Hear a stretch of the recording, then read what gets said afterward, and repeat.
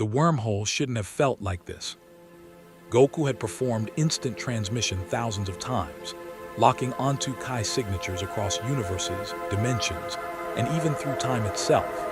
But this time, as he focused on King Kai's energy to return from a training session in Otherworld, something else interfered. A massive, swirling vortex of energy unlike anything he'd encountered. Not Kai, not divine power, something ancient and technological, pulsing with a rhythm that called to his technique like a beacon screaming across the cosmos. His consciousness stretched between dimensions, and for one terrible moment, Goku felt his atoms scatter across impossible distances. Then came the pull, irresistible, overwhelming, and reality snapped back into focus with brutal clarity. He materialized 3 feet above rocky ground and dropped hard, boots crunching against rust-colored sand. The impact should have been nothing. Instead, his knees buckled slightly. The air tasted wrong, thinner, drier, with a metallic tang that made his nose wrinkle. Above him, twin suns blazed in a pale purple sky, their light somehow weaker than Earth's single sun despite their number. Contact, 15 meters north side of the DHD. The shout came in a language Goku somehow understood, accompanied by the distinctive sound of weapons being raised. He spun toward the voice, hands instinctively rising in a non-threatening gesture.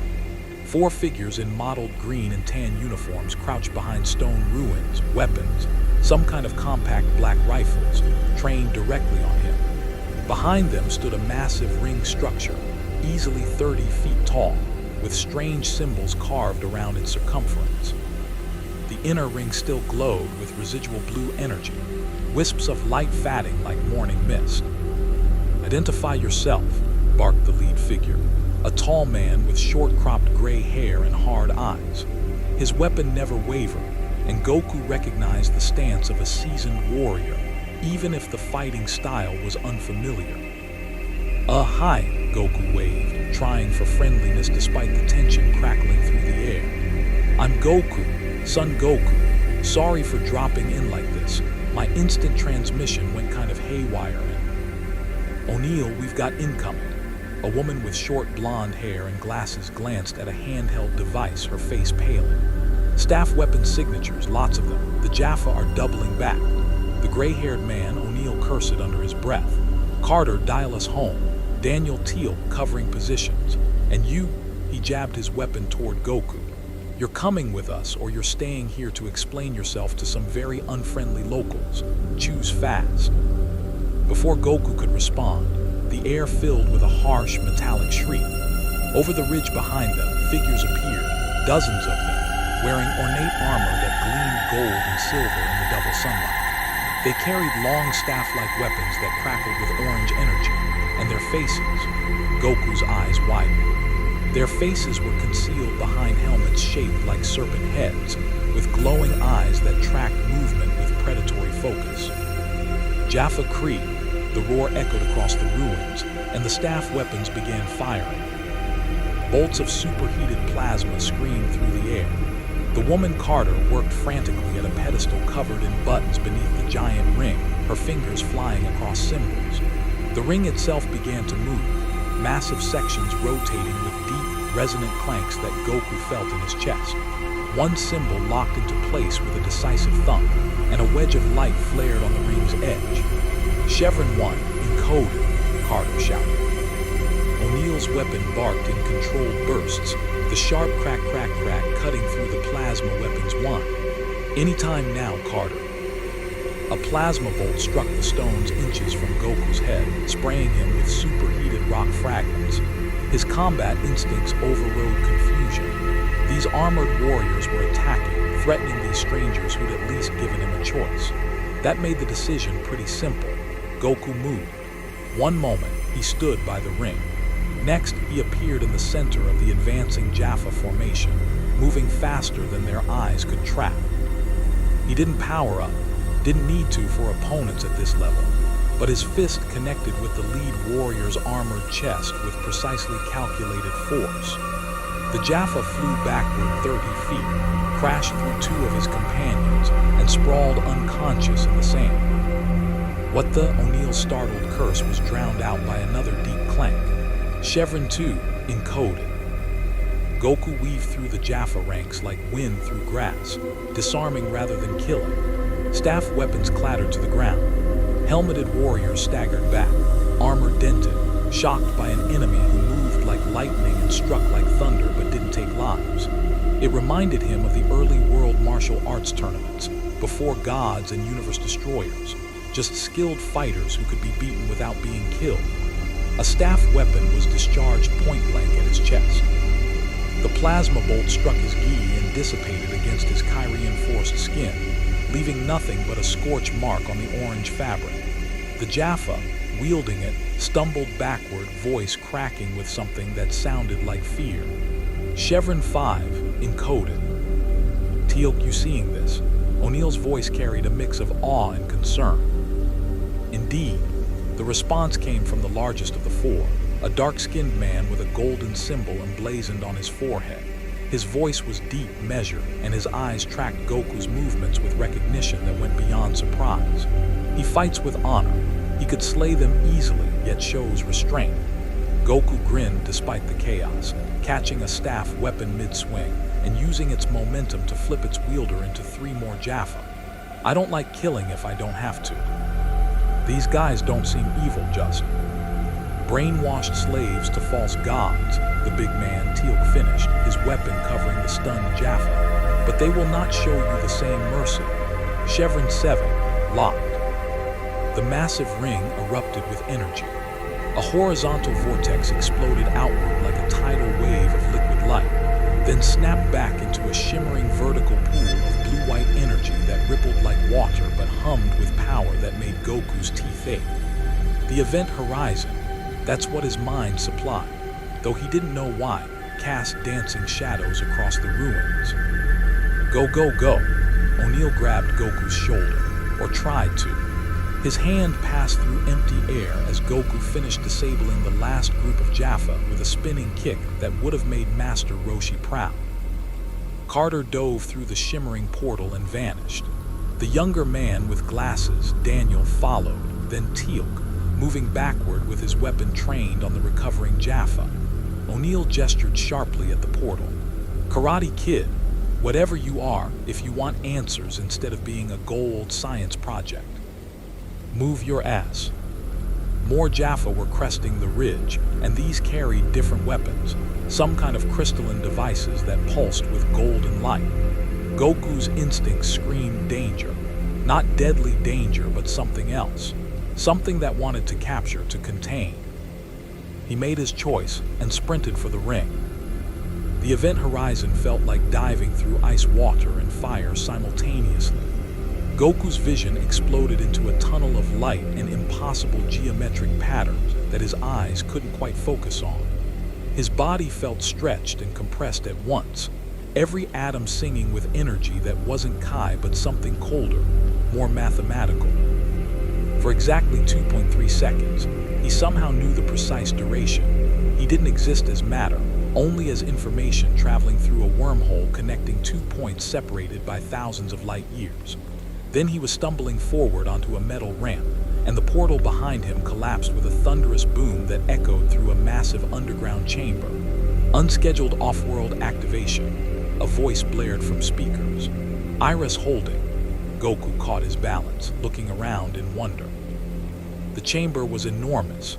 Reinforced concrete walls, banks of computers and screens showing data he couldn't begin to interpret, and dozens of armed personnel in military uniforms taking defensive positions. The ring, the Stargate his mind supplied again, stood silent now, its inner circle sealed by a silvery metal barrier that hadn't been there a moment before. Above the gate room, behind thick glass windows, more personnel worked at control stations. A woman's voice crackled over the intercom. SG-1, identity confirmation required. O'Neill pulled a small device from his vest and pressed a button. This is O'Neill. We're clear, but we've got a stray. Lower the iris.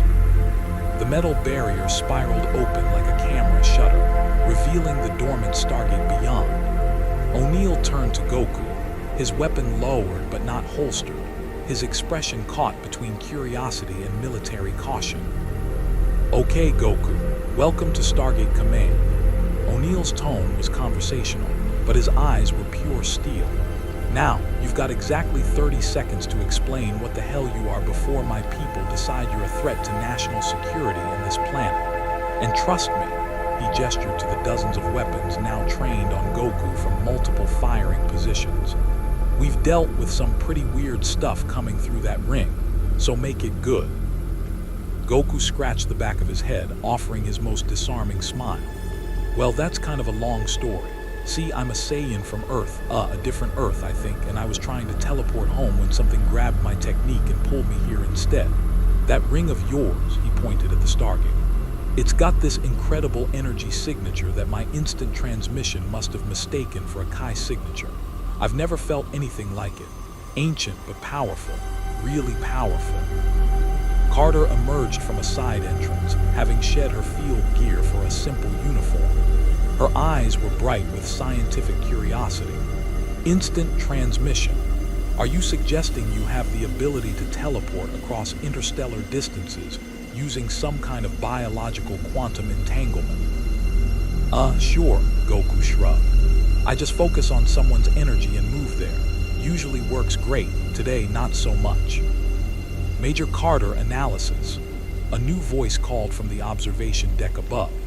An older man in an Air Force uniform descended the stairs, graying hair, stern features, but eyes that held more wisdom than hardness. "Sir, his energy readings are off the charts," Carter reported, glancing at a tablet computer. "When he engaged the Jaffa, our equipment registered power fluctuations comparable to a staff weapon discharge, but contained entirely within his body. No external power source, no technology we could detect. It's like he's a living reactor." The general studied Goku with the assessing gaze of a man who'd seen the impossible become routine. "I'm General Hammond, commander of this facility.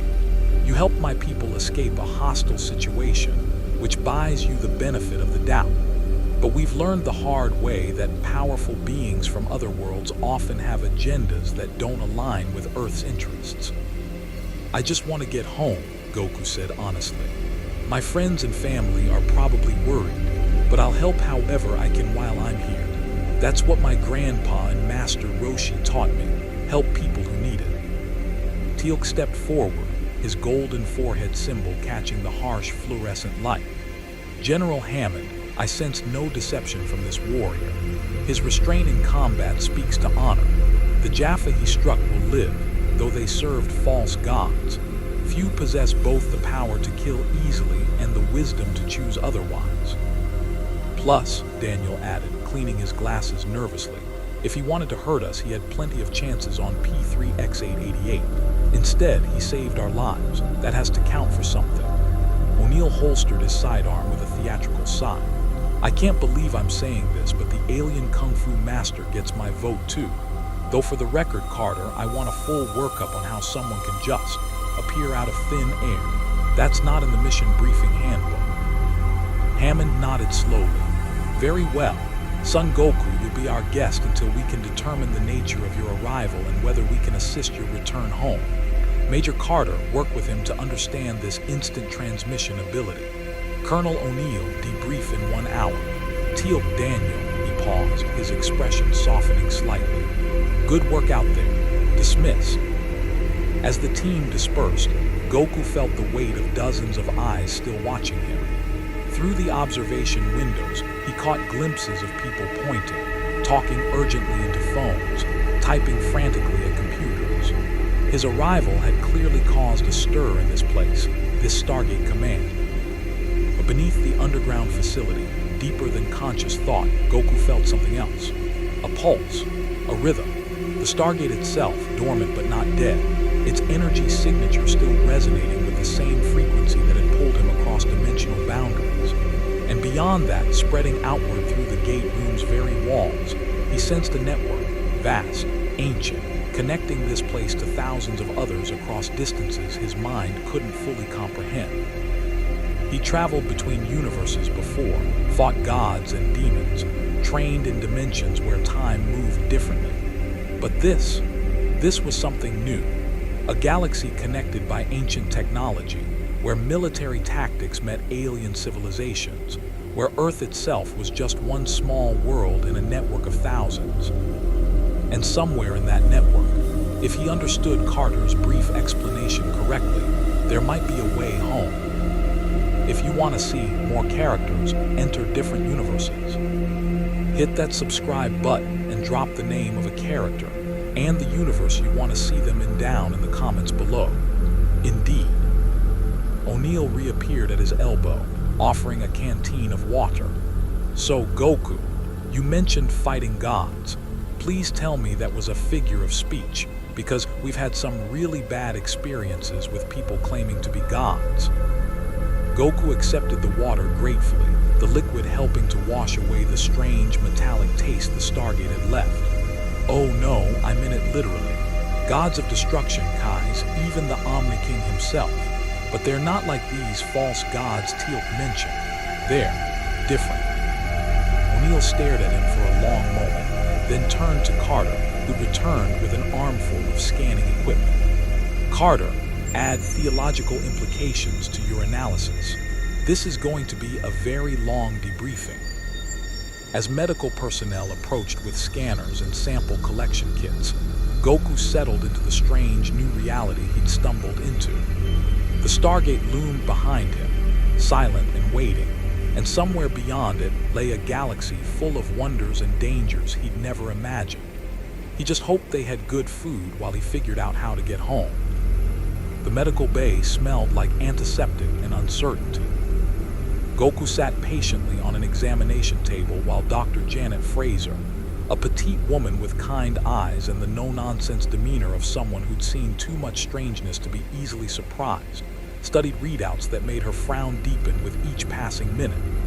Your cellular structure is unprecedented, she murmured, adjusting her scanner for the fourth time. Human DNA as a baseline, but with modifications I've never encountered. Your muscle density is off the charts, bone structure reinforced beyond anything natural, and your metabolism, she shook her head in disbelief. You should require constant caloric intake just to maintain consciousness, yet you've been sitting here for an hour without showing any signs of fatigue or hunger. Oh, I'm definitely hungry, Goku corrected cheerfully. I'm always hungry, just didn't want to be rude by asking. Fraser's expression softened into an amused smile. I'll have the commissary send something down. Fair warning, our food probably isn't what you're used to. Food is food. Goku's enthusiasm was genuine. Though I could really go for some of Kai's cooking right about now. She makes this amazing. The door burst open with enough force to dent the wall. O'Neill entered first, weapon drawn, followed by a full security team.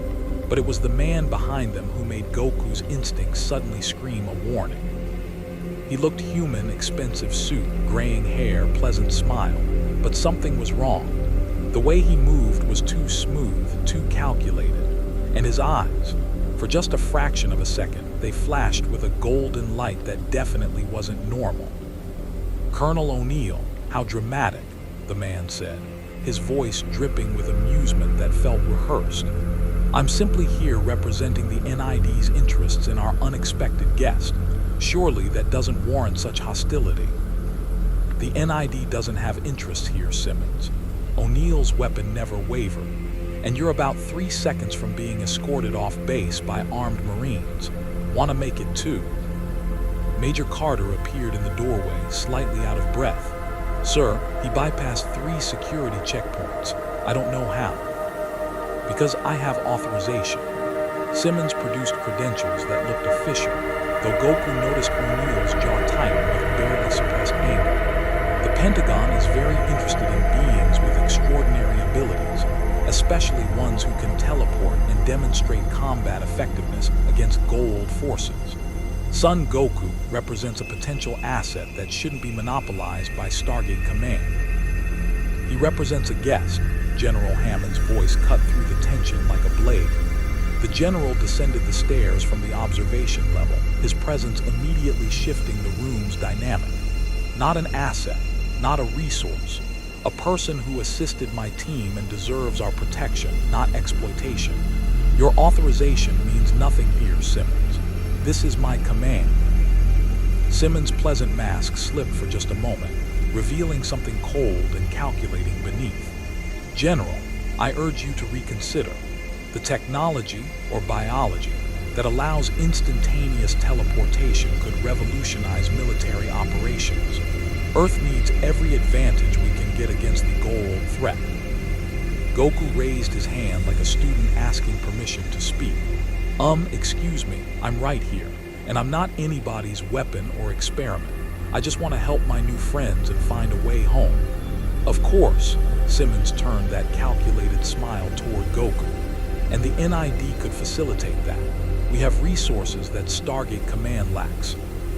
We're done here. Hammond's tone left no room for argument. Security, escort Mr. Simmons to the surface. If he returns without my explicit invitation, arrest him for trespassing on a military installation. As security personnel moved to comply, Simmons locked eyes with Goku. We'll speak again, Mr. Goku. I promise you that. The golden flash in his eyes lasted longer this time, deliberate, Goku realized. A message or a threat delivered with absolute confidence before security led him away. The door sealed and the tension in the medical bay dropped several notches. O'Neill holstered his weapon with an irritated grunt. I hate that guy, and I really hate whatever body snatcher took over his body even more. Body snatcher, Goku's head tilted. You mean he's not human? Goa'uld, Teal'c supplied, having entered silently during the confrontation. A parasitic species that takes human hosts. The creature inside Simmons belongs to a group called the Trust, humans who willingly accepted Goa'uld symbiotes in exchange for power. They are as dangerous as any System Lord, perhaps more so because they understand Earth's defenses from within. Carter pulled up a holographic display that showed a serpent-like creature. The Goa'uld are what the Jaffa serve, what we've been fighting since the Stargate program began. They're parasites that wrap around the host's brainstem, taking complete control while accessing the host's memories and personality. To the galaxy, they present themselves as gods, Ra, Apophis, Baal, and dozens of others from Earth's mythology. False gods, Goku said, understanding dawning. That's why Teal'c called them that. They're just parasites pretending to be divine. Indeed, Teal'c's voice carried centuries of bitterness. For millennia, my people believed the lies. I served as first prime to Apophis, led his armies, and conquered worlds in his name, until I met SG-1 and learned the truth, that the Goa'uld are not gods, but the greatest enemy my people have ever known. Dr. Fraser's scanner beeped urgently. General, we have a problem.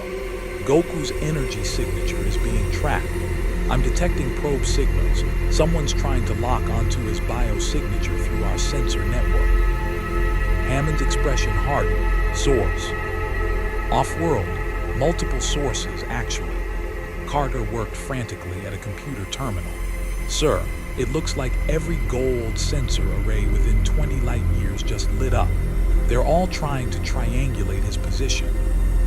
Because of the fight on P3X888, Daniel supplied, adjusting his glasses nervously. Goku, when you fought those Jaffa, how much power did you use? Barely any, Goku admitted. They weren't very strong, so I didn't need to transform or anything. Just basic martial arts. Basic martial arts that registered on staff weapon power scales, Carter said grimly. To the Goa'uld, you appeared as a massive energy spike. Biological, concentrated, controllable. From their perspective, you're either the greatest weapon they've ever encountered or the greatest threat. O'Neill pinched the bridge of his nose. So let me get this straight. Our new friend here accidentally advertised himself to every snakehead in the galaxy just by defending himself. Fantastic. Anyone want to guess how long before they start showing up demanding we hand him over? The answer came faster than anyone expected. Alarms shrieked through Stargate Command. Red warning lights bathed the corridors as personnel rushed to battle stations with practiced efficiency. The intercom crackled to life. Unscheduled off-world activation. Repeat, unscheduled off-world activation. The group sprinted from the medical bay toward the gate room.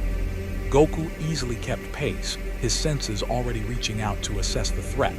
Through the facility's walls, meters of reinforced concrete and steel, he felt it. A presence. Multiple presences, actually. Cold, calculating, radiating an arrogance that reminded him uncomfortably of Frieza. They burst into the observation deck, overlooking the gate room just as the Stargate activated. The chevrons locked in sequence. Clank, clank, clank, and the event horizon exploded outward before stabilizing into that mesmerizing pool of rippling energy. Close the iris, Hammond commanded. The protective barrier spiraled shut just as something struck it from the other side. A metallic clang echoed through the chamber, followed by another, then another.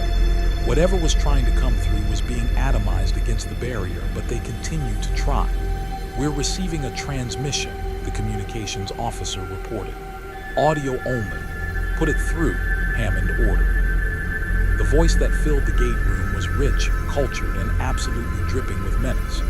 "Greetings, Tori. I am Baal, System Lord and Master of this sector. You possess something that interests me greatly, a being of considerable power who appeared in my territory. I strongly suggest you surrender this individual for study. Cooperation will be rewarded. Resistance," a pause calculated for maximum dramatic effect, "will be punished." Goku felt his fists clench involuntarily. The arrogance in that voice, the casual assumption that people could be owned and traded, it reminded him too much of every tyrant he'd ever fought. O'Neill stepped up to the communication panel. "Yeah, hi Baal, Jack O'Neill here. We've met. You tried to invade Earth that one time, made a bunch of threats, got your ship blown up. Ring any bells? Anyway, here's the thing. We don't surrender people. It's kind of against our whole freedom and democracy vibe. So how about you take your snakehead entitlement, stuff it in a sarcophagus, and..." "Charming as always, O'Neill," Baal's voice hardened. "Very well. Since diplomacy has failed, let me be direct. I have dispatched 3 Hatak motherships to your planet's orbit. They will arrive within the hour. You have until then to reconsider your position. Should you choose continued defiance, I will demonstrate why I am considered among the most powerful of the System Lords." The transmission cut off. The metallic impacts against the iris ceased, and the gate shut down with that distinctive whoosh of collapsing energy. Silence filled the observation deck for exactly 3 seconds. 3 motherships, Carter said quietly. "Sir, our orbital defenses aren't designed to handle that kind of sustained assault. We'd need the Prometheus, but she's still 3 weeks from completion." "What about the Asgard?" Daniel suggested. "Thor helped us before. Thor's fighting the replicators in another galaxy," O'Neill interrupted. "We're on our own for this one." Hammond turned to Goku, his expression unreadable. "Son Goku, I won't ask you to fight Earth's battles. This isn't your world and these aren't your enemies. If you want to hide, we'll find a way to shield your energy signature. But if you're willing to help..." "I'm in," Goku said immediately. "I don't like bullies, and I really don't like people who think they can just take whatever they want. Plus, you guys helped me. Only fair I return the favor." Teal'c inclined his head with visible respect. "You have the heart of a Jaffa warrior, son Goku. It would be an honor to stand beside you in battle." "Okay, so we're doing this," O'Neill said, his tone shifting into tactical mode. "Carter, what do we know about Baal's ships?" "Hadak-class motherships," Carter brought up schematics on the main display. "Pyramid design, heavily shielded, bristling with staff cannons. Each one carries approximately 2,000 Jaffa warriors, plus Death gliders and Olkesh bombers. They're designed for planetary bombardment and occupation." "Their shields are the problem," Daniel added. "Even our most advanced missiles won't penetrate them without overwhelming force. And 3 ships means they can rotate shield frequencies to compensate for damage." Goku studied the holographic ships with interest. "So we need to get through the shields. Can I just fly up there and punch them?" The entire room turned to stare at him. "Fly," Carter's voice was carefully controlled. "As in, atmospheric flight without technological assistance." "Sure, Goku shrugged, like it was the most normal thing in the world. I learned to fly when I was a kid. It's just Kai manipulation, concentrate your energy and propel yourself. Pretty basic stuff. I can survive in space too, though I prefer not to. It's uncomfortable. O'Neill looked at Hammond. Sir, I'd like to revise my earlier assessment. Our new friend isn't just powerful. He's potentially the most valuable asset Earth has acquired since the Stargate itself. He's not an asset, Colonel, Hammond reminded him gently. He's an ally, there's a difference. An ally who can fly and punch spaceships, O'Neill amended. Even better. Goku appreciated the distinction, even if he didn't fully understand the implications. I can definitely get to those ships, but I don't know anything about their technology. Just hitting them really hard might not be enough. Then we combine our strengths, Teal'c said. Son Goku provides the power and mobility. We provide tactical knowledge and precision targeting. Together, we may accomplish what neither could alone. Carter's eyes lit up with the same enthusiasm she'd shown when examining ancient technology. Goku, if you can get close enough to a Haddock shield generator, usually located on the pyramid's apex, and deliver a concentrated energy attack, you might be able to overload their systems. The shields are designed to disperse staff weapon fire and missile impacts, but they've never encountered someone who can channel that much power through a single point. Like a Kamehameha wave, Goku suggested. A what now? My signature technique. It concentrates Kai energy into a focused beam. My master Roshi can destroy mountains with it. I've gotten pretty good at it since then. The understatement hung in the air. Daniel cleared his throat. Define pretty good. Goku considered.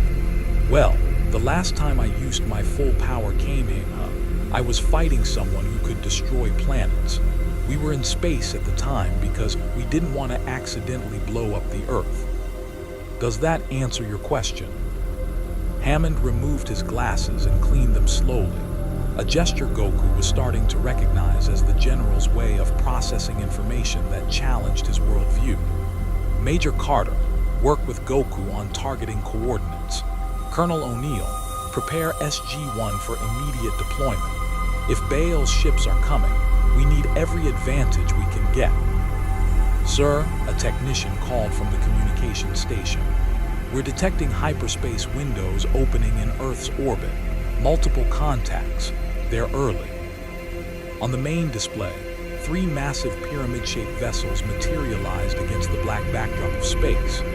Each was easily a kilometer long, their golden hulls reflecting sunlight as they assumed formation above Earth's atmosphere. Weapons ports glowed with building energy, and fighter craft, death gliders, Carter had called them, began launching in precise formations.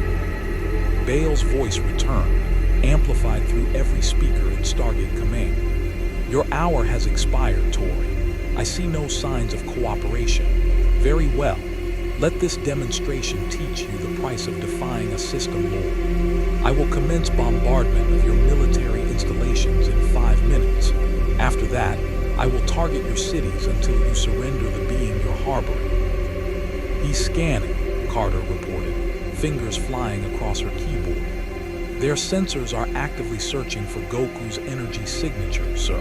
If he powers up at all, they'll lock onto him immediately. Then let them, Goku said, already walking toward the exit. I'll give them exactly what they're looking for. Just point me toward the biggest ship. O'Neill moved to follow. Whoa, hold on. We need a plan here, strategy, tactics. You know, all those things that keep people from getting killed. Goku paused, looking back at the team that had taken him in despite having every reason to be suspicious.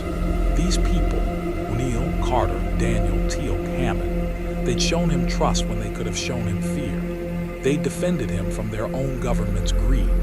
They deserved better than a reckless charge into danger. You're right, he acknowledged. Sorry, I'm used to fighting alone or with people who can keep up with me. What do you need me to do? Hammond's expression softened with approval. That's the question of a soldier, not just a warrior. Major Carter, brief him on the plan.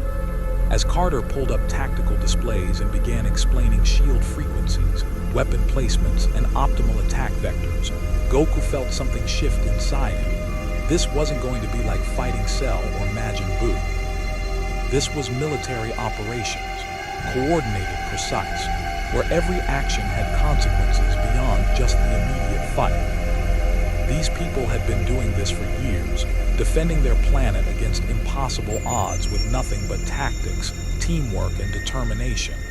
They couldn't fly. They couldn't shoot energy beams. They couldn't transform into super-powered warriors. But they were still here, still fighting, still protecting their world. Maybe, Goku thought, he had something to learn from them too. Above Earth's atmosphere, Baal's motherships rotated into bombardment positions. Weapon ports glowed brighter. The countdown had begun. And in the depths of Cheyenne Mountain, a Saiyan warrior prepared to show the Goa'uld System Lords why Earth's defenders never surrendered. The F-302 fighter screamed through Earth's upper atmosphere at Mach 3, its hull shuddering as it pushed through thermal boundaries that would incinerate conventional aircraft. Goku sat in the passenger seat behind Major Carter, watching with fascination as she piloted the sleek spacecraft with the same precision she'd shown working computers. Approaching the thermosphere, Carter reported into her headset, "Goku, you're sure about this?" Through the canopy, the three pyramid ships hung in orbit like golden monuments to arrogance. Each bristled with weapons that could glass a continent, and even from this distance, Goku could feel the malevolent intelligence directing them. Baal wasn't just threatening, he was preparing to follow through. "I'm sure," Goku confirmed, already unbuckling his restraints. "Get me close enough to jump and I'll handle the rest." The rest being 3 motherships, approximately 6,000 Jaffa warriors, and a Goa'uld System Lord who survived for thousands of years by being smarter and more ruthless than his enemies. O'Neill's voice crackled through the radio from the gate room below. "No pressure. Colonel, you're not helping," Carter muttered, adjusting their trajectory as the F-302's hull began glowing from atmospheric friction. Goku appreciated their concern, but they didn't understand. He'd faced universe-destroying entities, fought gods of destruction, and trained with angels. Baal's power signature, arrogant and cruel as it was, barely registered compared to threats he'd overcome. The real challenge wasn't the strength of his enemies, but the complexity of the situation. These weren't mindless monsters to defeat.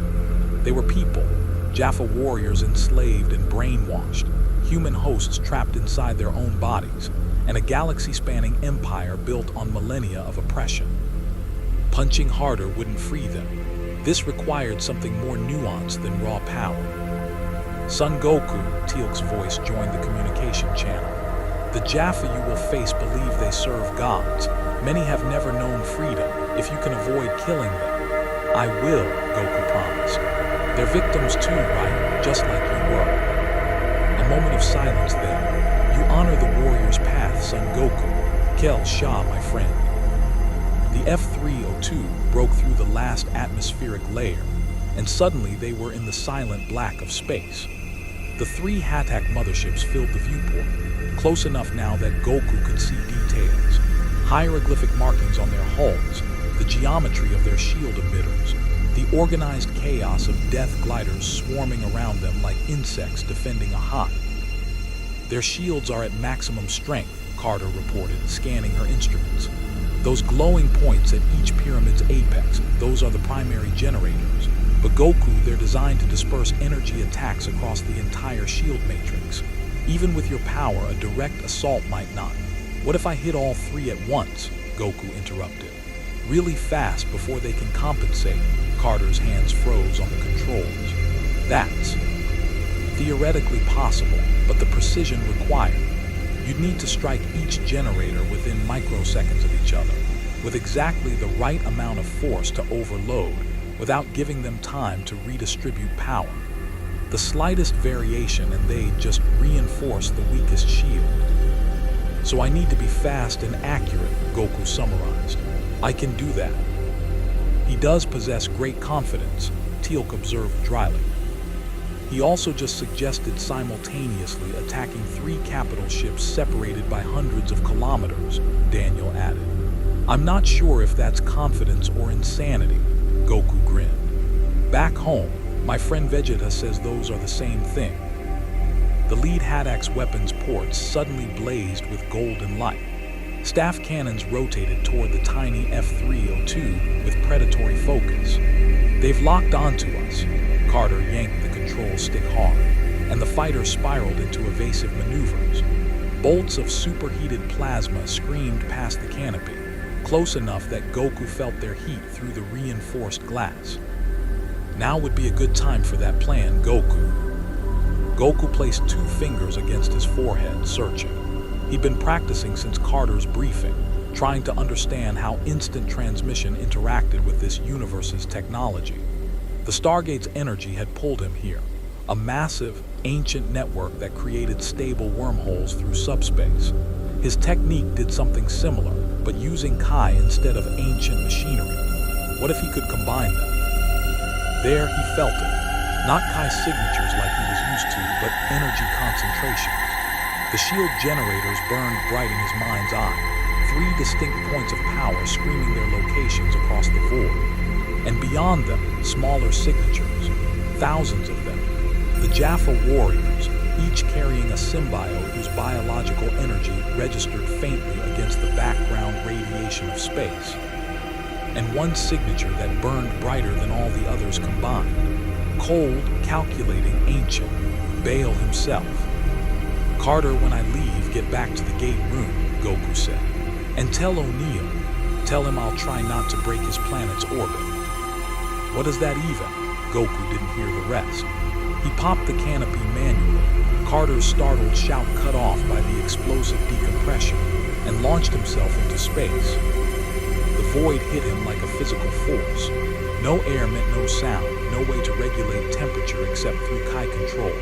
His lungs burned, his eyes watered, and every instinct screamed that he was dying. But Goku had trained in the other world's vacuum chambers and had fought in the void between dimensions. He wrapped his Kai around himself like a second skin, creating a thin bubble of energy that held pressure and warmth. Uncomfortable, absolutely. Impossible, not even close. He crossed 300 kilometers in 2 seconds. The instant transmission wasn't necessary, not for distances this short. Goku simply flew, his Kai-enhanced speed turning space into a blur. The first Haddak shield generator appeared before him, a crystalline structure pulsing with power that reminded him of Supreme Kai's planet's architecture. Goku drew his right hand back, gathering Kai into his palm. Not a Kamehameha, too much power, too widespread. He needed surgical precision. The energy compressed into a sphere the size of a basketball, bright blue and crackling with contained force. He released it point-blank against the shield generator. The explosion was silent in a vacuum, but visible across half the planet. The shield flickered, energy patterns disrupting as the generator tried to compensate for the overload. For exactly 0.3 seconds, a gap opened in the Haddak's defensive matrix. Goku was already gone, instant transmission carrying him to the second mothership, before the first shields could stabilize. This generator was better protected, recessed into the pyramid structure, surrounded by point defense weapons that tracked his appearance with frightening speed. Staff cannons opened fire from 3 directions simultaneously. Goku phased through the barrage, not intangibility, just speed that made him effectively untouchable. His left hand thrust forward, releasing another precisely measured Kai blast directly into the generator's core. The second shield flickered, another gap, another 0.3 seconds of vulnerability. The third Haddak was already repositioning, its commander clearly smarter than his counterparts. The shield generator retracted into the hull, massive armor plates sliding over it like protective scales. Death gliders swarmed around Goku in a defensive sphere, their pilots good enough to predict his next move. Almost good enough. Goku let his Kai flare, not a transformation, just a surge of power that lit up every sensor for light years. The Death gliders scattered, their pilots temporarily blinded by the energy spike. In that moment of confusion, he drove forward like a bullet, smashing through the protective armor with a flying kick that would have made Piccolo proud. The The generator lay exposed beneath. Goku's right hand came down in a knife-edge strike. Kai concentrated along the edge, sharp enough to cut molecules. The crystalline structure shattered, and the third shield collapsed entirely. 3 shields down in under 4 seconds. Holy! O'Neill's voice crackled through Goku's Kai-enhanced hearing, somehow reaching him across the vacuum. Carter, are you seeing this? All 3 primary shields are offline, Carter confirmed, her voice tight with amazement. Sir, their secondary generators are trying to compensate, but it's taking time. We have a window, maybe 60 seconds before they can restore full defensive coverage. Then we use it, Hammond ordered. All orbital defense platforms target the lead ship's weapon systems. F-302 squadrons attack Formation Delta. Focus on the fighter screen. Goku felt the shift immediately. Earth's defenders, outmatched and outgunned, suddenly had hope. Missiles streaked up from concealed platforms, conventional weapons that wouldn't scratch a shielded Haddock but could damage exposed systems. The F-302s that Carter had told him about emerged from atmospheric hiding, sleek fighters that combined human innovation with reverse-engineered Goa'uld technology. The battle shifted from hopeless to merely desperate. But Goku's real target wasn't the ships, it was their commander. He closed his eyes, unnecessary in the tactical sense, but focusing helped, and searched for that cold, brilliant signature buried deep in the lead Haddock's heart. Baal, the System Lord who'd threatened to destroy cities, who thought people could be traded like property, who'd enslaved entire civilizations and called it divine right, found you. Instant transmission carried Goku directly into the Haddock's Peltak, its bridge. He materialized in the center of a circular chamber that screamed alien opulence. Golden walls covered in hieroglyphics, control crystals that pulsed with amber light, and view screens showing the battle's progression. And standing at the chamber's center, flanked by a dozen Jaffa warriors in ceremonial armor, was Baal himself. The Goa'uld wore an elaborate Egyptian-style costume that probably cost more than a small planet's GDP. His eyes glowed with that telltale golden light, and his expression shifted from surprise to calculation in the span of a heartbeat. Fascinating, Baal said, his voice that same cultured menace from the transmission. The rumors from P3X888 barely did you justice. To appear directly aboard my flagship, bypassing shields and security, such a feat should be impossible. The Jaffa raised their staff weapons with trained precision. Goku recognized the drill: surround, intimidate, overwhelm. The same tactics the Jaffa on P3X888 had used, just executed by warriors who actually knew what they were doing. I'm here to make you a deal, Goku said, keeping his hands visible and non-threatening despite being surrounded. Stop threatening Earth, leave this planet alone, and I won't have to hurt anyone. You can go conquer somewhere else if that's your thing. Not my favorite solution, but this isn't my universe. Just leave my new friends out of it. Baal studied him with the intensity of a scientist examining a particularly interesting specimen. You possess extraordinary power, yet you negotiate. Most beings with your capabilities would simply destroy my ships and be done with it. Why show restraint? Because you're not evil, Goku replied, surprising everyone in the chamber, including himself. I mean, you are evil. The whole enslaving people and threatening planets thing is pretty bad, but you're not mindless. You can think, you can choose. That means you can choose to walk away. Choose. Baal's laugh was genuine, almost delighted. How wonderfully naive. Tell me, mysterious being, you know how many System Lords have chosen to show mercy over the past 10,000 years? None. Because mercy is weakness, and weakness means death in the galaxy we've created. The moment I show restraint, my rivals will sense opportunity. Within a week, I'd be dead or worse. Sounds like a terrible way to live, Goku observed. It's the only way to survive, Baal's expression hardened. Which brings us to the present dilemma. You've destroyed my shields, impressive. You've invaded my flagship, more impressive still. But you've also revealed a critical weakness. You hesitate to kill, that makes you predictable. Baal's hand rose and Goku felt it, a wave of force that came from nowhere and everywhere simultaneously. Not physical force, something else, something that grabbed his mind and squeezed. The Karakesh, the Goa'uld hand device that Teal'c had warned him about.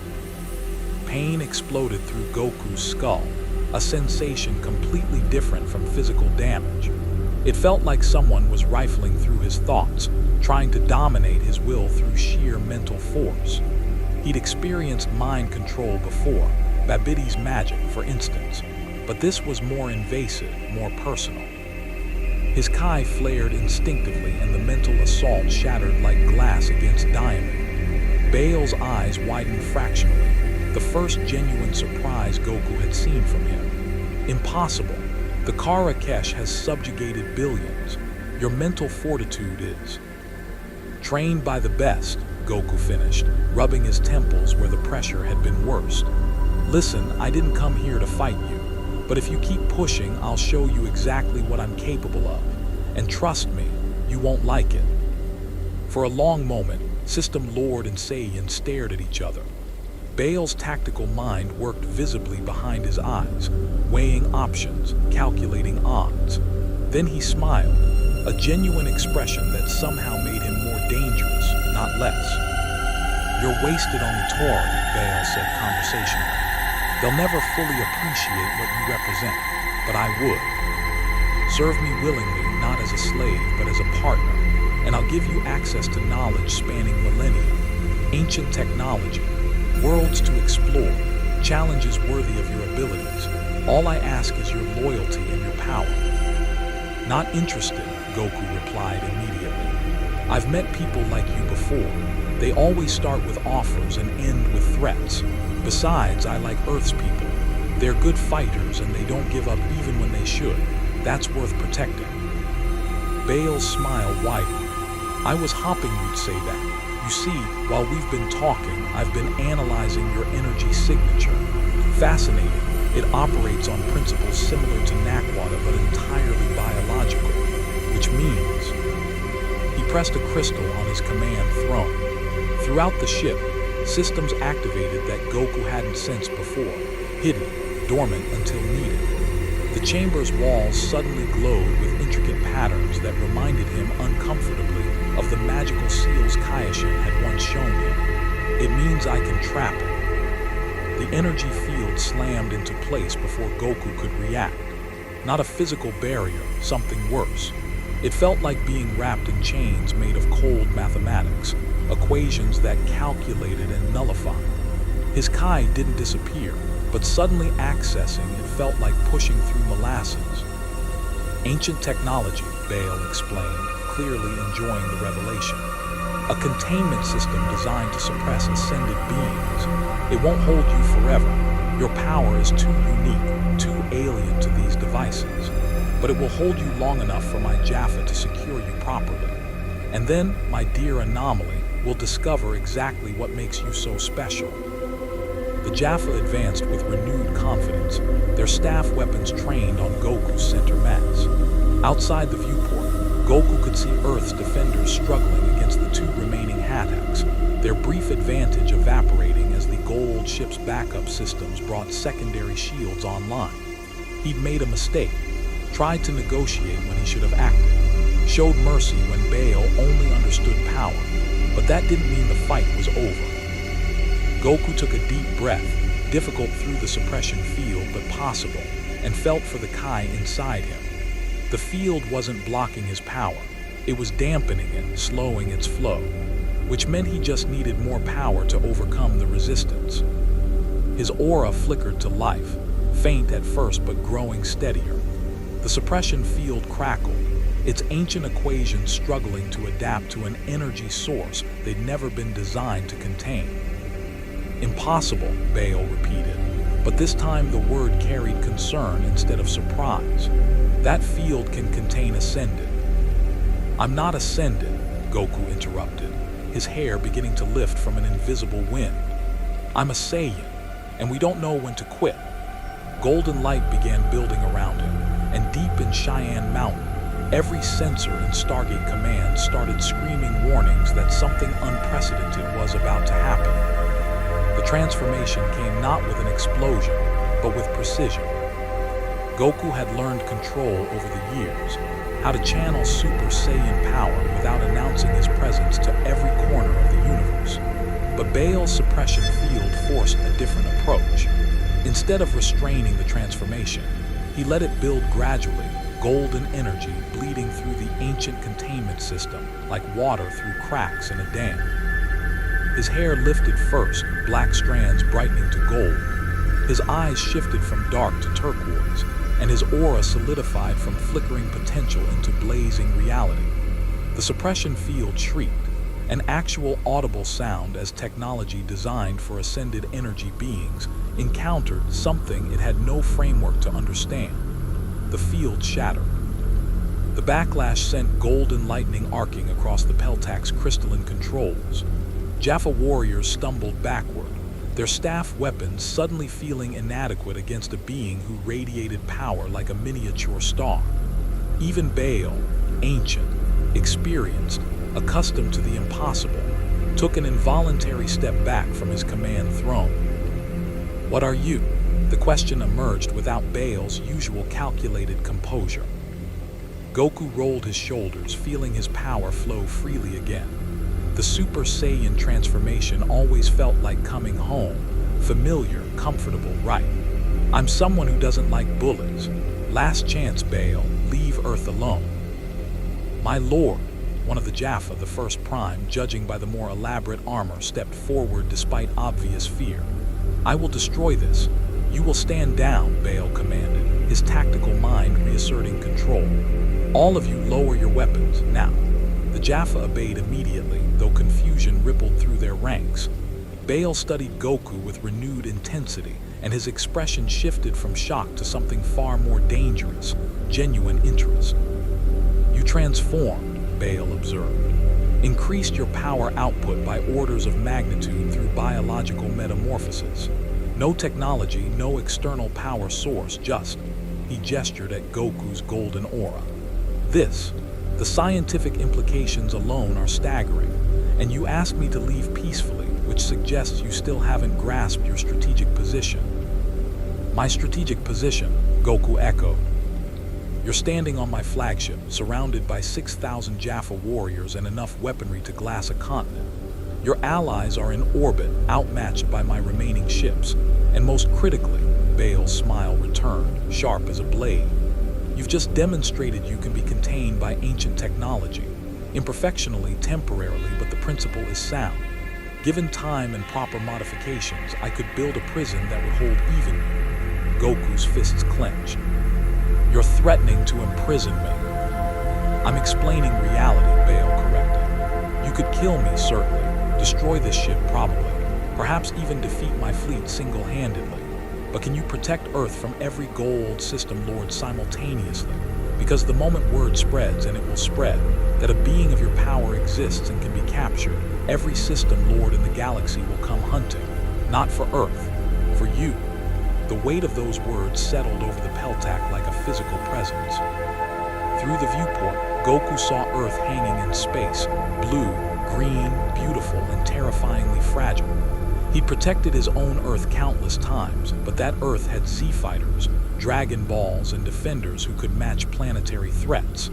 This Earth had brave people with primitive weapons facing gods who'd conquered galaxies. "So what do you want?" Goku asked quietly. "A demonstration," Baal replied. "Not for me. I'm already convinced of your capabilities, but for them." He gestured toward the communications array. "Every System Lord is monitoring this confrontation through their spy networks. Show them what happens to those who threaten worlds under your protection. Make them fear the consequences of approaching Earth. Become the deterrent these Tory desperately need. You want me to attack your own ships? I want you to destroy them completely." Baal's smile widened at Goku's shocked expression. "I'll evacuate my Jaffa first, naturally. I'm ruthless, not wasteful. But the ships themselves must be annihilated in a display of such overwhelming force that no System Lord will dare risk a similar fate. The Tory gain protection.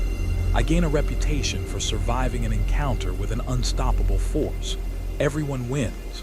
Except your ships get destroyed, Goku pointed out. Haddocks are replaceable. Survival as a system lord requires knowing when to sacrifice material resources for strategic advantage. Baal leaned forward on his throne. Consider the alternative. If you simply drive me away, I lose face but remain a threat. Other system lords see weakness, opportunity. Within months, Earth faces invasion from multiple directions. But if you demonstrate power so absolute that even system lords fear it, you buy these people years of breathing room. Possibly decades. Goku wanted to reject the logic, to find the trap hidden in Baal's words. But the system lord wasn't wrong. He'd seen this pattern before. Frieza's empire crumbling only to spawn dozens of smaller tyrants, each one testing boundaries until stopped by force. Protection wasn't just about winning fights, it was about preventing fights from starting. And the Jaffa, Goku asked, all 6,000 of them, you'll really evacuate them safely? My Jaffa are valuable resources, trained over lifetimes of service. Throwing them away would be monumentally stupid. Baal's expression softened fractionally. Despite what your Tory friends believe, system lords don't maintain power through casual cruelty. We maintain it through calculated displays of strength and surprising moments of pragmatism. This is both. Before Goku could respond, O'Neill's voice crackled through the communications system. Apparently, Carter had managed to hack into Baal's ship's network. Goku, if you can hear me, we're detecting energy buildups in the other two Haddocks. They're preparing to fire on your position. Whatever you're doing in there, do it faster. Baal touched a control crystal and the communications channel opened fully. Colonel O'Neill, how persistent. Tell your Prometheus crew to stand down. I'm initiating full evacuation of my forces. All Jaffa will be transported to the surface via ring transporters within 5 minutes. After that, he glanced at Goku. Your new champion may do as he wishes with my vessels. Did you just surrender? O'Neill's disbelief was audible. I'm executing strategic repositioning, Baal corrected. There's a difference. Goku, I assume you'll honor the evacuation period. Goku studied the system lord carefully. Every instinct told him this was manipulation, that Baal was playing angles Goku couldn't see. But refusing meant fighting through 6,000 Jaffa, warriors who were victims as much as enemies, to reach the other ships. Accepting meant giving Baal exactly what he wanted. Sometimes there were no perfect choices. 5 minutes, Goku agreed. But I'm watching.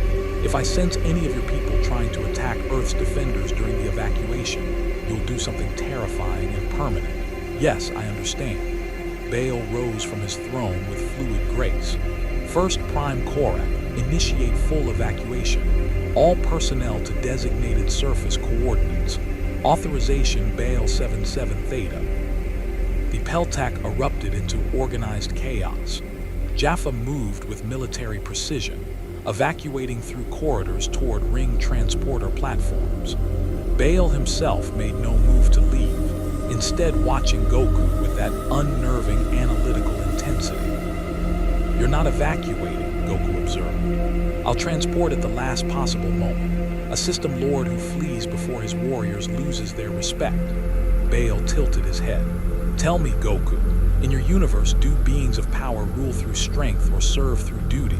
The question caught Goku off guard. Both.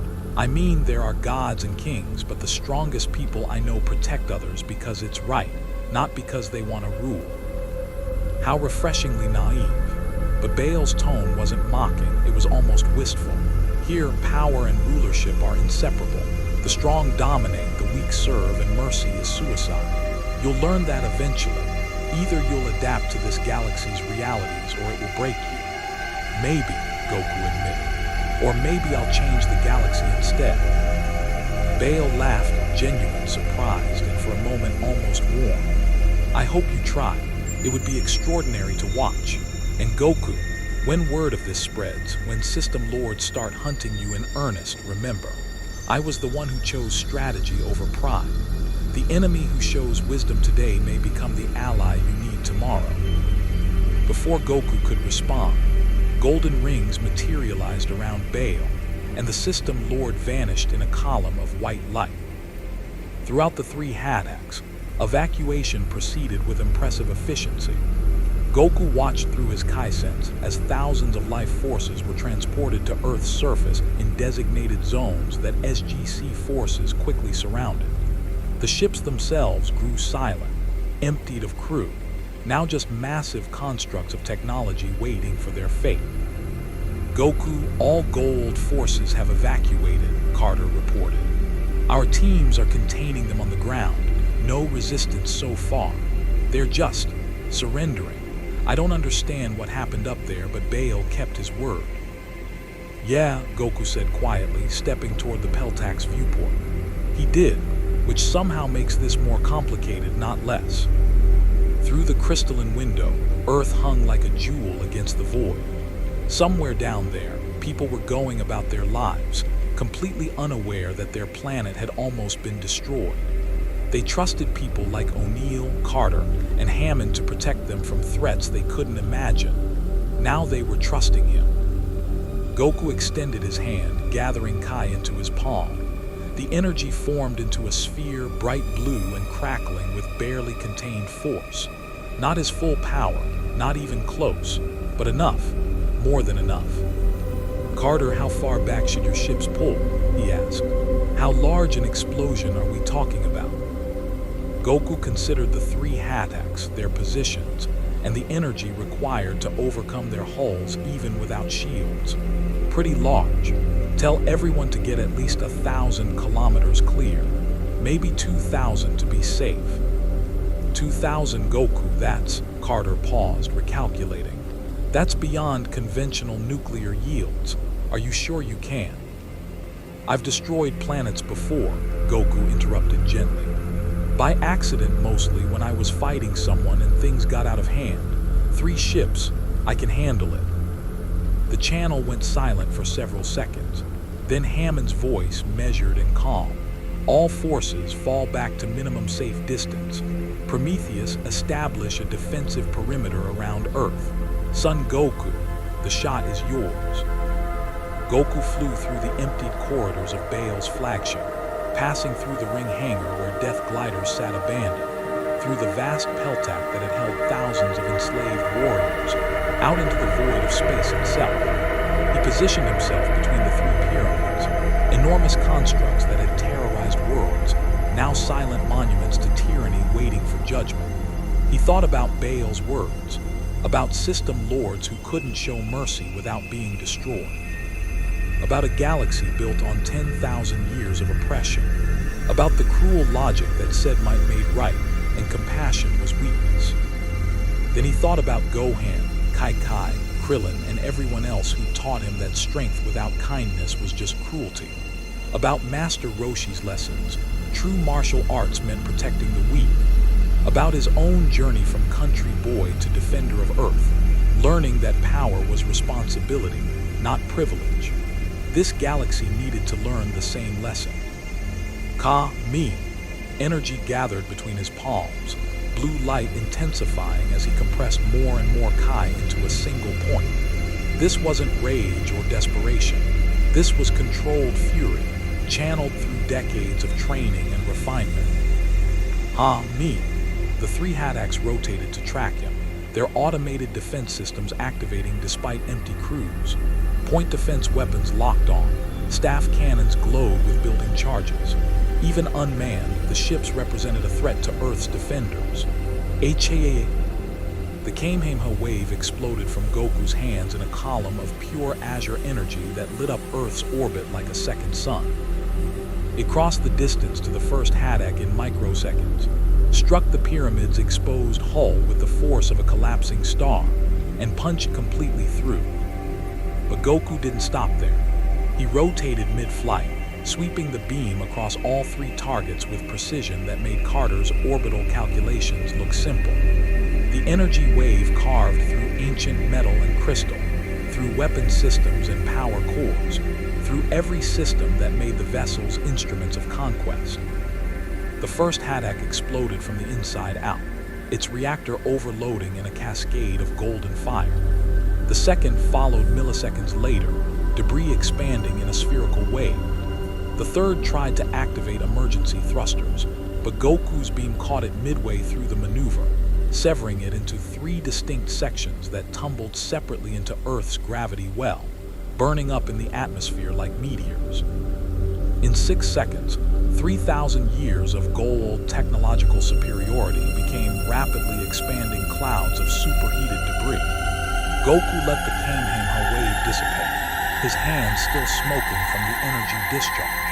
The transformation faded, gold reverting to black, turquoise to brown, as he powered down to conserve strength. Around him, space was littered with the remains of Baal's fleet, none of the pieces larger than a car. Holy, O'Neill's voice was barely a whisper. "Carter, please tell me our satellites recorded that." "Every second, sir. I don't even know how to classify this. The energy output alone, if we could harness even a fraction of what Goku just demonstrated." "We won't," Hammond interrupted firmly. "Son Goku is not a weapon system to be reverse engineered. He's an ally who defended Earth when he had every reason to walk away. Remember that distinction." Goku smiled despite his exhaustion. Hammond understood. These people understood. They saw power and thought about responsibility, not exploitation. That made them worth protecting. "Goku, are you okay up there?" Daniel's voice carried genuine concern. "Do you need extraction, or can you make it back on your own?" "I can fly back," Goku assured him, already orienting toward Earth's blue curve. "Though I'm pretty hungry. Does that Commissary Carter mention serve big portions?" Laughter rippled through the communication channel. Relief, exhaustion, and the slightly hysterical edge of people who just watched the impossible become routine. As Goku descended toward Earth's atmosphere, his senses caught something else. A transmission, bouncing through the debris field, too faint for SGC's equipment to detect but clear to his Kai-enhanced awareness. Baal's voice, speaking in the Goa'uld language Goku somehow understood, broadcasting to an unseen audience. As you can see, the rumors were inadequate, this being destroyed 3 Haddocks with a single attack.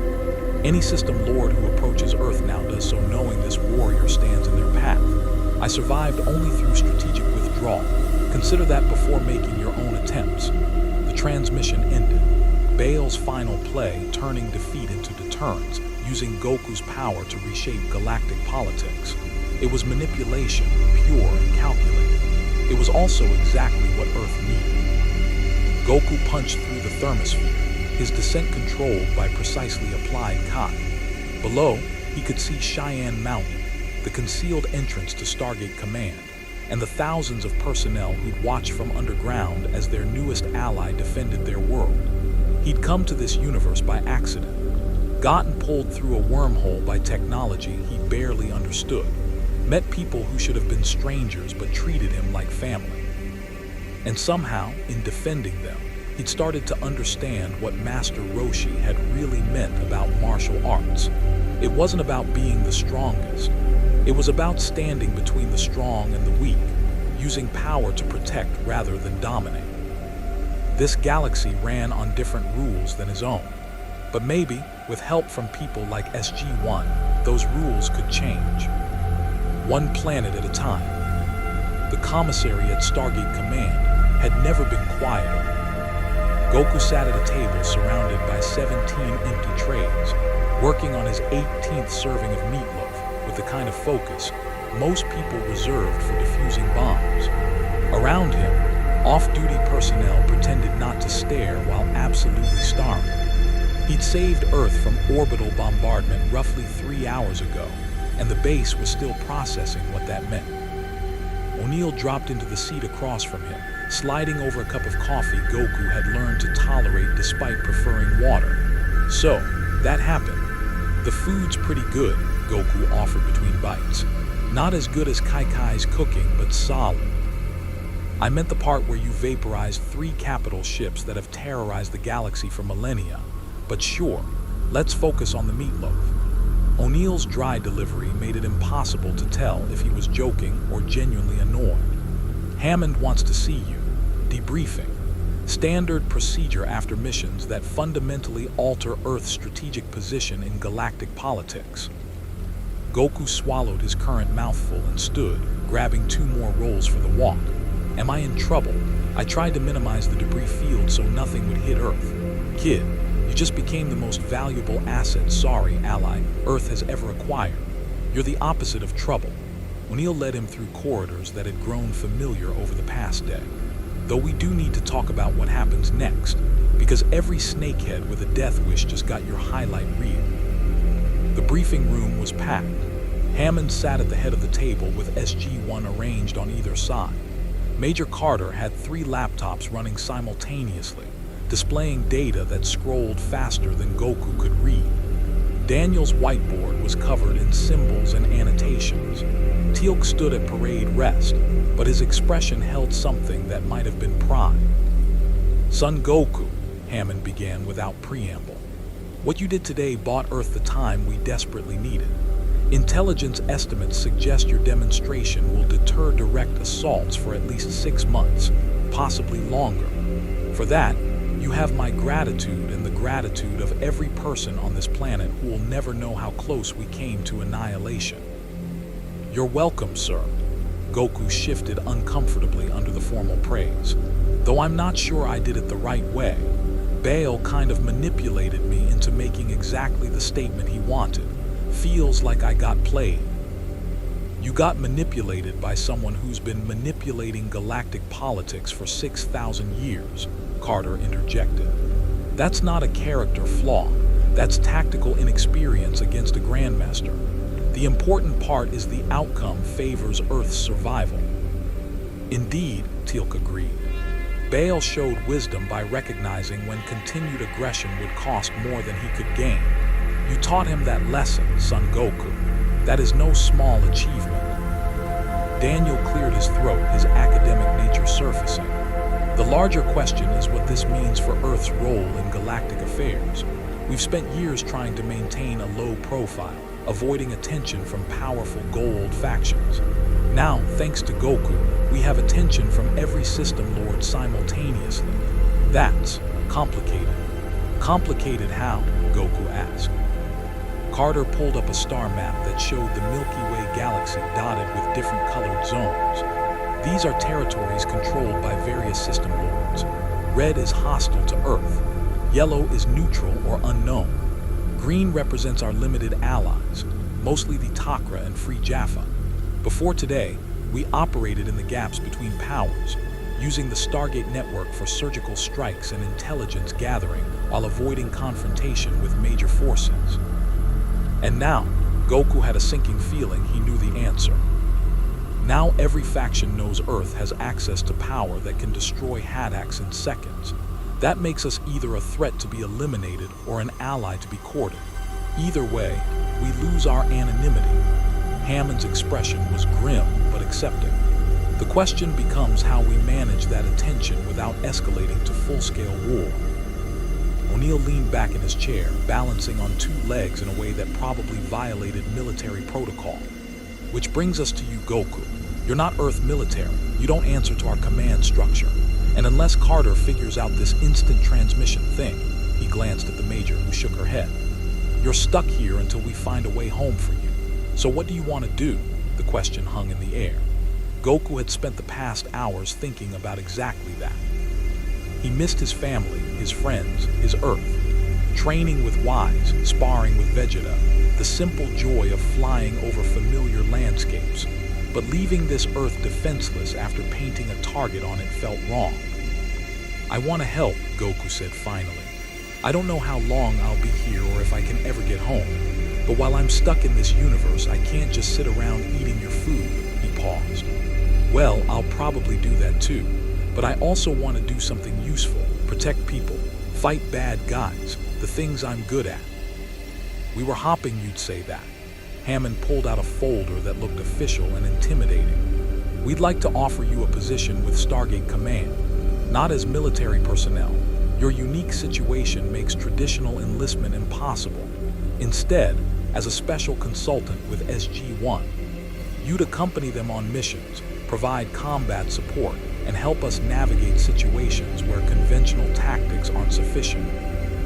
Like a temporary team member, Goku's face brightened. That sounds great. Do I get one of those cool jackets? You get a GDO, mission briefings, and access to the commissary whenever you want. O'Neill's deadpan delivery suggested this was either the best or worst assignment of his career. Fair warning, our missions aren't usually fly to orbit and punch spaceships. Most of what we do involves diplomacy, archaeology, and trying not to start interstellar incidents. Think you can handle boring? I can try, Goku promised, though his track record with patience was admittedly mixed. Carter pulled up a new display showing technical readouts. Before you commit, there's something you should know. I've been analyzing the energy readings from when you arrived. The Stargate's wormhole shouldn't have been able to grab your instant transmission. They operate on completely different principles, but somehow the two techniques interfaced, which means I might be able to use the Stargate network with my instant transmission, Goku finished, understanding dawning. Instead of locking onto people's Kai, I could lock onto gate addresses. Theoretically, Carter's excitement was barely contained. If we're right, you could potentially teleport to any planet in the gate network without needing to dial. Instant access to thousands of worlds. But we'd need to test it carefully. One mistake and you could end up scattered across subspace. Or I could master it and become the fastest delivery system the Stargate program has ever had. Goku grinned. When do we start testing? After you've had proper rest and we've established safety protocols, Hammond said firmly. You may be powerful, Son Goku, but even you need recovery time. Major Carter will work with you on understanding gate mechanics. Colonel O'Neill will brief you on standard operating procedures for off-world missions. Dr. Jackson will provide cultural context for the civilizations we encounter. And Teal'c, he glanced at the Jaffa warrior, will help you understand the political landscape of the galaxy you found yourself defending. Teal'c inclined his head. It would be an honor to train alongside a warrior of such caliber. Perhaps you would also share your techniques. The Jaffa could benefit from knowledge of combat methods beyond staff weapons and hand-to-hand training. Sure, Goku's enthusiasm was infectious. Though I should warn you, my training methods are kind of intense. My old master Roshi used to make me and Krillin deliver milk while dodging dinosaurs, and that was the easy stuff. Dinosaurs, O'Neill repeated flatly. Your planet has dinosaurs. Most of them got scared away when Piccolo blew up the moon that one time. It grew back, though, so everything worked out. The briefing room fell silent. Daniel removed his glasses and cleaned them with meticulous care. Carter's fingers froze over her keyboard. Even Teal'c's eyebrow raised fractionally. Hammond recovered first. We're going to need a much longer debriefing about your universe, Son Goku. But that can wait. For now, dismissed. SG-1, show our newest consultant to his quarters. We've set up temporary accommodations on level 21. As the team led Goku through Stargate Command's maze of corridors, personnel stopped to watch. Some saluted. Others just stared with the awed expressions of people who'd witnessed myth become reality. Goku waved awkwardly, still uncomfortable with the attention. You'll get used to it, Daniel assured him. Though probably not quickly. We've been operating here for years and people still treat us like celebrities after major missions. The difference being, O'Neill added, that we save the world with tactics and luck. You save the world by punching it until it agrees to behave. That's a whole different level of celebrity. The quarters they'd assigned him were surprisingly comfortable, small but functional, with a bed that looked adequate for someone who'd slept on mountains during training. A television sat in the corner, and someone had thoughtfully left a stack of Earth cultural materials. Books, magazines, and even some DVDs labeled Cultural Orientation Package. We figured you might want to learn about this version of Earth, Carter explained. Some things will be familiar, but our history diverged from yours at some point. No flying martial artists, no destroyed moons, definitely no dinosaur-dodging milk delivery. Sounds like a pretty normal Earth, Goku observed. We have a ring that connects to thousands of alien planets and a secret war against parasitic space gods, Daniel pointed out. Normal is relative. Teal'c placed a hand on Goku's shoulder, the first casual physical contact the Jaffa had initiated. You fought with honor today, son Goku. You could have slaughtered Baal's Jaffa, yet you showed restraint. You recognized them as victims rather than enemies. That wisdom marks you as more than a warrior. It marks you as a leader. I'm not really a leader, Goku protested. I just do what feels right. That is precisely what leadership means, Teal'c replied. I look forward to fighting beside you when next we travel through the Chapline. After SG-1 left, Goku sat on his new bed, processing everything that had happened. Less than 24 hours ago, he'd been training in Otherworld, preparing for the next tournament or threat.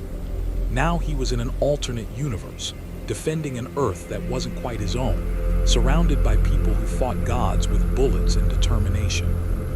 He thought about Baal's parting words, about System Lords who would come hunting, about a galaxy that needed changing but resisted with the inertia of 10,000 years of oppression. Then he thought about SG-1. O'Neill's dry humor hides deep competence. Carter's brilliant mind saw science where others saw magic. Daniel's compassion sought understanding before conflict. Teal'c's warrior spirit seeks redemption for past service to false gods. They reminded him of his own friends. Different powers, different backgrounds, but the same core. People who stood up when others would run, who protected the weak, who chose right over easy. Maybe being stuck in this universe wasn't so bad after all. A knock interrupted his thoughts. O'Neill stood in the doorway holding 2 beers. Thought you might want company. The first day in a new universe is always weird. Trust me, we've been to enough alternate realities to know. Goku accepted the beer despite not really drinking. Can I ask you something? Shoot. Why do you do this? Fight a war you can barely survive. Face enemies that outgun you by centuries of technology. You could close the Stargate, hide, pretend the universe doesn't exist. O'Neill took a long drink before answering. Because someone has to. Because if we don't stand up to the Goa'uld, who will? The galaxy's full of enslaved civilizations waiting for someone to prove the false gods can be beaten. We're not strong enough to win every fight, but we're stubborn enough to keep fighting anyway. That's what makes you heroes, Goku said quietly. Nah, heroes are what people call you after you survive doing something incredibly stupid for the right reasons. O'Neill raised his beer in a mock toast. Welcome to Stargate Command, Goku. Where the missions are impossible, the enemies are god-complex snake parasites, and the cafeteria food is surprisingly decent. You're gonna fit right in. As O'Neill left, Goku turned to the window, reinforced underground, showing only concrete and steel. But in his mind's eye, he could see the Stargate, could feel its connection to thousands of worlds, millions of lives, infinite possibilities for adventure and danger and heroism. Somewhere out there, System Lords were plotting, the Takra were scheming, the Free Jaffa were building their nation, and the Ancients, those mysterious ascended beings, were watching with inscrutable interest. Goku smiled, feeling the familiar anticipation of challenges ahead. Different universe, same principle. Protect the innocent, fight the strong, never give up. He was going to like it here. 3 weeks passed before the next crisis arrived, as Baal's deterrence bought Earth precious breathing room. Goku spent the time learning Stargate protocols, training with SG-1, and working with Carter to understand how his instant transmission could interface with ancient technology. The tests were promising, terrifying at first, but promising. He mastered traveling between active Stargates, using their addresses as cosmic anchors for his technique. The galaxy became accessible in ways even the Ancients hadn't imagined, and SG teams suddenly had extraction options that didn't require dialing under fire. But the peace couldn't last. Intelligence reports from Takra operatives suggested the System Lords were forming an unprecedented alliance, not to conquer Earth directly, Goku's demonstration had made that suicide, but to develop technology that could contain or kill him. Ancient devices were being excavated. Forbidden weapons were being researched. The galaxy's tyrants were learning to adapt. On a Tuesday morning, the alarm sounded again. Not an attack, but a signal. A message transmitted through the Stargate network from a source that made even Hammond pause. The Asgard, specifically Supreme Commander Thor. People of Earth, Thor's synthetic voice echoed through the gate room. We have monitored the recent events in your system with great interest. The being you harbor, Son Goku, represents power unprecedented in our experience. The Asgard High Council requests his presence. We would speak with him regarding matters of galactic security. O'Neill looked at Goku, eyebrow raised. Well, that's either really good or spectacularly bad. Your call, though. We don't let anyone dictate to our allies. Goku thought about the Asgard, advanced, benevolent according to briefings, but also calculating. About System Lords preparing counters. About a galaxy still learning that strength could coexist with mercy. I'll go, he decided, but not alone. SG-1 comes with me. Hammond nodded approval. Then you're cleared for off-world activation. And Goku, whatever the Asgard want, remember, you're not a weapon to be aimed or a threat to be contained. You're Earth's ally. Stand by that. As the Stargate activated, chevrons locking in sequence toward the Asgard homeworld, Goku felt anticipation build. More challenges awaited. More enemies to face, more allies to defend, more impossible situations requiring the stubborn determination these people specialized in. He'd come to this universe by accident, stayed out of duty, but somewhere along the way, defending Earth had become more than an obligation. It had become a purpose. The event horizon stabilized, shimmering with promise and danger in equal measure. O'Neill checked his P90, Carter adjusted her scanner, Daniel straightened his glasses, and Teal'c simply nodded, ready as always. SG-1, Hammond's voice carried across the gate room. You have a go, Godspeed. Goku grinned, feeling the familiar thrill of stepping into the unknown. Different universe, same adventure. He'd protect these people, learn from them, help them change a galaxy that desperately needed it. One world at a time, one mission at a time. One impossible victory at a time. The team walked forward together, through the Stargate and into whatever awaited beyond. The Saiyan's journey through the stars had only just begun.